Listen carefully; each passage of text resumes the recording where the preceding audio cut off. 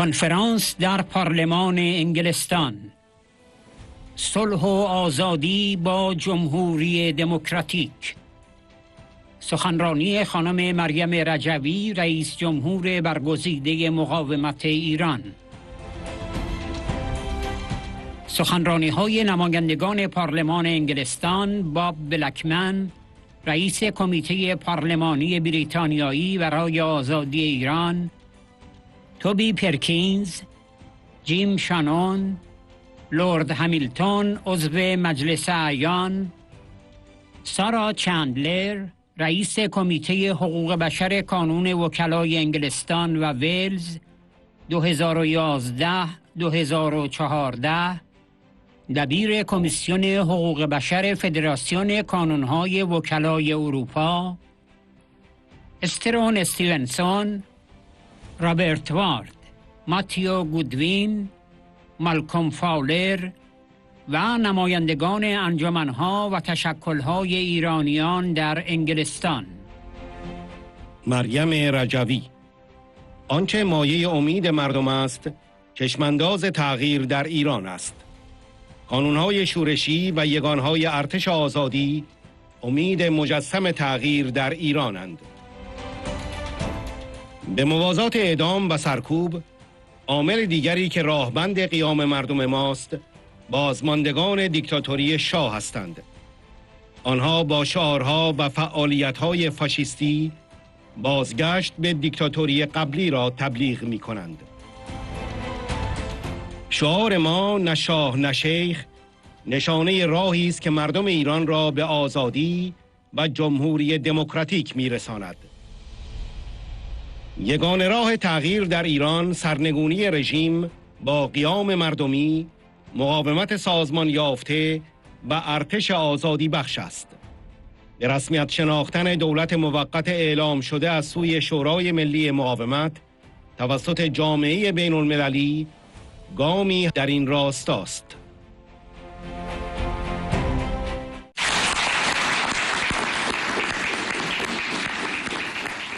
Honorable members of the House of Commons and the House of Lords, ladies and gentlemen, today Iran stands at a critical moment between fear and hope.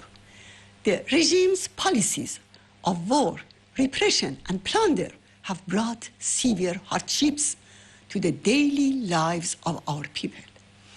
Families cannot buy their daily food and medicine. With each passing week, job losses are increasing.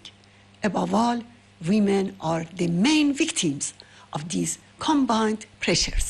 But the prospect of change gives people hope.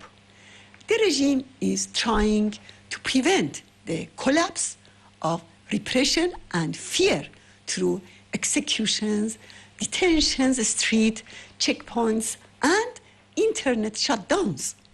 Recently, the commander of the State Security Force announced the arrest of 6,500 people, including many supporters of the People's Mujahideen Organization of Iran. Despite this intense repression, the resistance units have continued their activities against the regime's centers of suppression in recent weeks.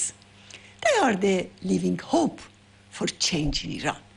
5 days before the war began, Liberation Army units in Tehran launched an attack on Khamenei's headquarters.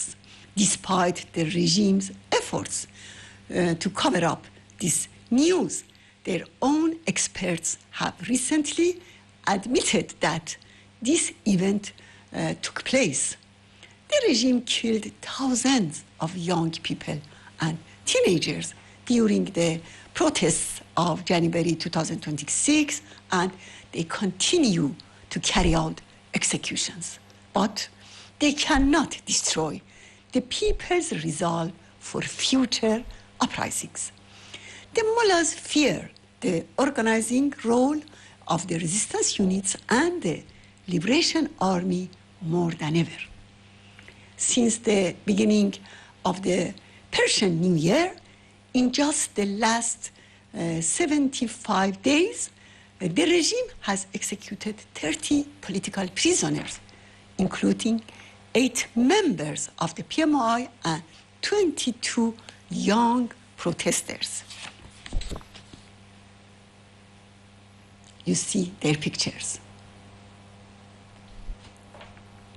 Presently, 12 prisoners, including Zahra Tabari, face the death sentence and their lives are in danger. Here I have their pictures.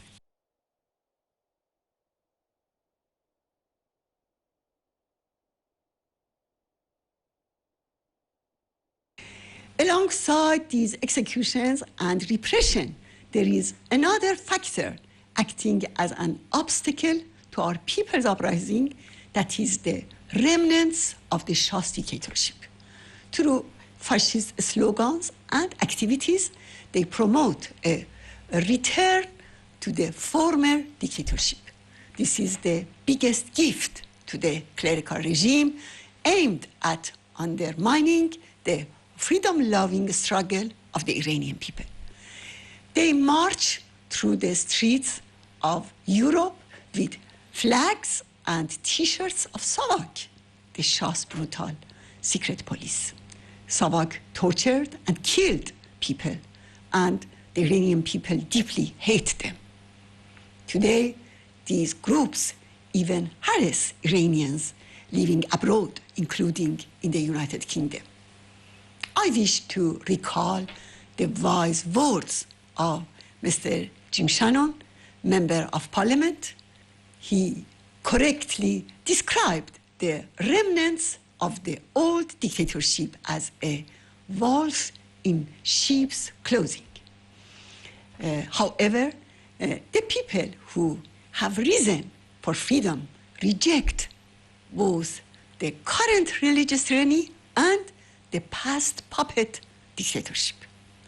Our slogan, no to the Shah, no to the mullahs, marks the path that will lead the people of Iran to ultimate freedom and a democratic republic. Distinguished friends, the war and major events of recent months have shown us the truth about the most fundamental issues regarding Iran. Among these realities are the following. There is no viable solution to the regime's nuclear weapons program except its overthrow and the establishment of a non-nuclear Iran by the people of Iran and their organized resistance. The Middle East and the Persian Gulf will never find peace and stability until this regime is overthrown. The global threat of terrorism will never end until its primary source, which is the religious dictatorship, is stopped. This regime simply has no capacity for peace. The only way to bring real change to Iran is to overthrow the clerical regime through popular uprisings, the organized resistance, and the Liberation Army. Honorable dignitaries, at a time when the world faces grave security and economic challenges due to regime's ambitions to obtain nuclear weapons and its regional interventions, a firm stance against the religious fascism is essential for global peace and security. A vital step in this direction is for the international community to recognize the provisional government announced by the National Council of Resistance of Iran. Furthermore, I express my profound hope that the UK government will no longer delay the designation of the Revolutionary Guard Corps as a terrorist organization. In the meantime, silence and inaction in the face of the continuous execution of political prisoners must end. This silence and inaction only benefit a regime that stays in power through the slaughter of Iran's children. The United Kingdom is also expected to expel the regime's agents from its soil and to close all the regime's embassies and its official and unofficial centers, including those operating under religious or cultural names. Thank you all very much.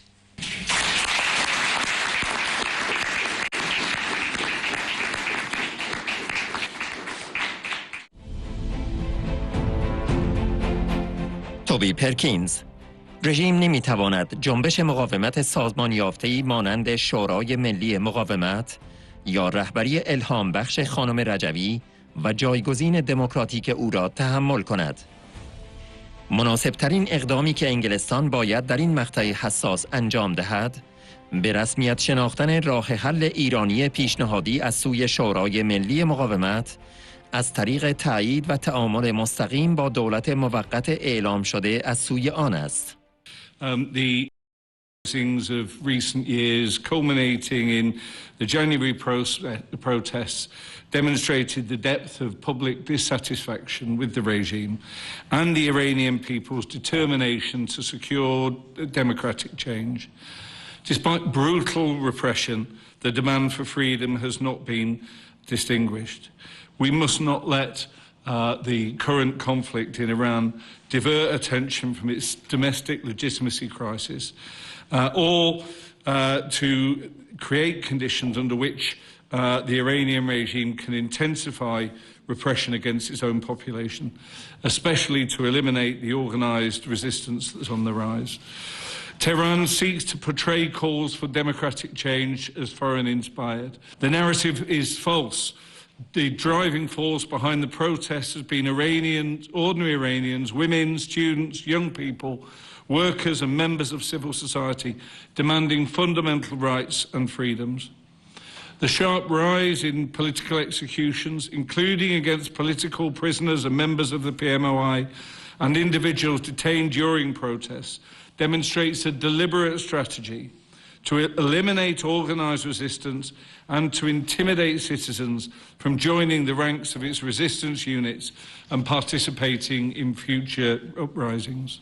The regime's actions reveal that its primary national security concern is actually to continue to deny the Iranian people their democratic aspirations and not their well-being, prosperity or security. The regime knows well that once this conflict is over, it will have no other choice but to give in to the Iranian people's democratic aspirations. Under these circumstances, it cannot tolerate any organised resistance movement like the NCRI or Madam Rajavi's inspirational leadership and democratic alternative.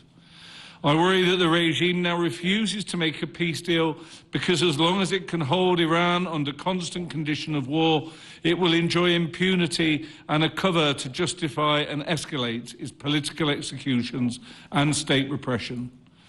Therefore, the UK must not allow the regime to divert attention from its brutal state repression and escalating political executions in Iran by focusing merely on the closure of the Strait of Hormuz and its impact for the global economy.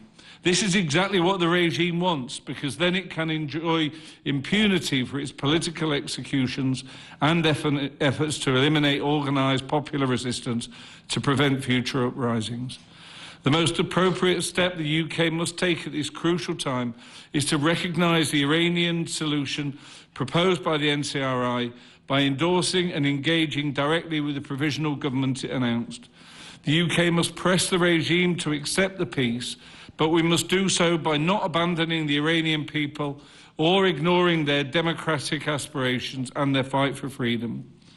The UK government can do this by prescribing the IRGC as a terrorist organisation. It includes clear demands of an end to executions and torture, as well as release of political prisoners and detained protesters.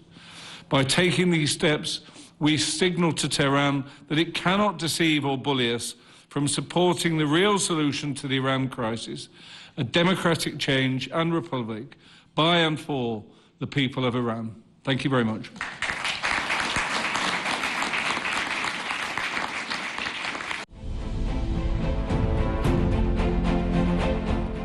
بلکمن: امروز بزرگترین ترس رژیم آشکارا از قیام بعدی است. از این رو درگیری‌های جاری در خاورمیانه را فرصتی برای تشدید سرکوب و نابودی مقاومت در داخل کشور می‌داند. این هسته اصلی بحران است. دولت انگلستان باید این اقدامات را انجام دهد. به رسمیت شناختن دولت موقت شورای ملی مقاومت ایران، عمل به وعده خود برای پاسخگو کردن رژیم در قبال تروریسم و نقض شدید حقوق بشر از طریق ایجاد سازوکارهای بین المللی پاسخگویی. پسر شاه مخلوع تلاش کرده از دهه‌ها فداکاری مردم ایران سوء استفاده کند. برخی از حامیان او تا آنجا پیش رفتند که آشکارا از بازگشت ساواک تمجید می کنند. Colleagues and friends in the Anglo-Iranian community and the NCRI, it's my pleasure to join you for another discussion on Iran, the UK response to state repression and how we support the Iranian people in their struggle for a democratic republic. As has been said, Iran stands at a crossroads, as the title of the today's session intends. And I agree with Madam Rajavi's assessment. The regime's main battle is not against the West, although that is, of course, serious, but is against the Iranian people and their aspirations. Today, the regime's greatest fear is obviously the next uprising. It therefore views the ongoing conflict in the Middle East as an opportunity to intensify the repression and eliminate the resistance at home, just as it did during the 1980s. That's the heart of the crisis. Now, under the cover of regional conflict, the regime is escalating political executions, arbitrary arrests and political repression, including primarily targeting members and supporters of the PMOI and NCRI who were and are central to organised democratic resistance. The same system that crushes protests and executes prisoners inside Iran also targets dissidents and activists across Europe, including here in the United Kingdom. Now, for years, I've led the campaign to prescribe the IRGC as a terrorist organisation, which the NCRI called for decades ago. Recent revelations from a case before the Old Bailey show that why this can no longer be delayed. But it's not only a security issue, it's the evidence of a regime fighting for survival. What happens abroad can't be separated from what happens inside Iran. And the systematic crushing of dissent and denial of democratic change is unacceptable. So despite warlike conditions, organised resistance inside Iran continues to grow. The resistance units remain active and expanding. Political prisoners continue to resist with campaigns such as No to Executions Tuesdays. Students stage protests at each opportunity. So the Iranian society continues to mobilise courage and defiance. The Iranian people have shown extraordinary courage in pursuing that future, and the PMI, a key component of the NCRI coalition, has played a central role in sustaining the organised resistance. We can no longer, in the UK, remain on the sidelines. Supporting the Iranian people is not only a moral duty, but a strategic necessity as the regime continues to destabilise the region, threaten global security, and now holds world economies hostage. So we've supported the NCRI and Madam Rajavi for spearheading the popular struggle and for setting out a clear democratic vision for Iran. Free elections, separation of religion and state, gender equality, rule of law and fundamental human rights. That's why prescribing the IRGC is about more than counter-terrorism. It's about ending passivity towards a regime that threatens British security while denying the democratic aspirations of its own people. The provisional government is grounded in Madam Rajavi's democratic 10-point plan, which reflects the true aspirations and fundamental demands of the Iranian people for freedom, equality and a secular democratic future. In contrast stands the son of the deposed Shah, who has sought to attach himself to the popular struggle and capitalise on the decades of sacrifice by the Iranian people. Alarmingly, elements of his support base have gone so far as to openly glorify the return of the Shah's notorious secret police, the SAVAK. Recently, German TV, ARD, exposed this deplorable action and how they've even threatened journalists with their despicable acts. Here in the UK, many Iranians have also reported threats to the police. In about 10 days, supporters of the NCRI and freedom-loving Iranians are expected to gather in Paris to deliver the clear message. No to executions, yes to a democratic republic. I'll be joining the Grand Rally for a free Iran, as will many of you, because the Iranian people and the NCRI are our best and strongest allies in countering the regime's threats, and because a free and democratic Iran remains the only viable path to lasting peace and stability in the region. So the UK government must take the following action: recognise and engaging with a provisional government announced by the NCRI and led by Madam Rejui. Delivering on the promise to hold the regime accountable for terrorism and serious human rights abuses by securing international accountability mechanism. Intervening with allies to save the lives of political prisoners and protesters currently on death row, and securing their immediate release and ending executions in Iran by putting pressure on the regime and making any future relations conditional upon verifiable implementation of these steps. So with these steps, the UK will help create the conditions for the Iranian people and their resistance to successfully establish the democratic republic for which we're all fighting. And I'm pleased to say that more than 30 religious leaders from across the UK and Europe have signed an important statement, which I will just read out. These individuals have signed the joint statement condemning the escalating wave of political executions in Iran, denouncing the persecution of religious minorities, expressing their support for the major international gathering in Paris on the 20th of June. The signatories include archbishops, bishops, deans, archdeacons and rabbis. They've all united in an exceptional expression of interfaith solidarity with the Iranian people. They call on the international community to take urgent action to halt executions, defend freedom of religion and belief, and support the Iranian people's aspiration for democracy, human rights and freedom. That's to be welcome.